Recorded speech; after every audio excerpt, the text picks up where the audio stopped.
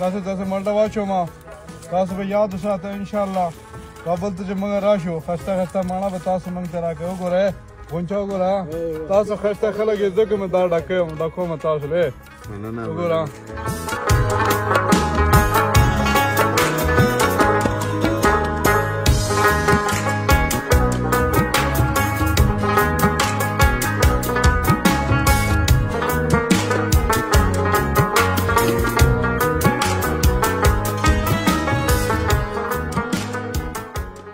قدرمن لیدونکو سلامونه نیکی هیلې او وخت مو په خیر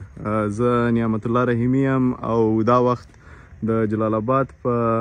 بټي کوټ کې د مالټو په فارمو کې یم څنګه چې تاسو تصویرونو کې به مو لیدلي په لومړیو انټرو کې نو موږ د مالټو فارمو ته راغلي یو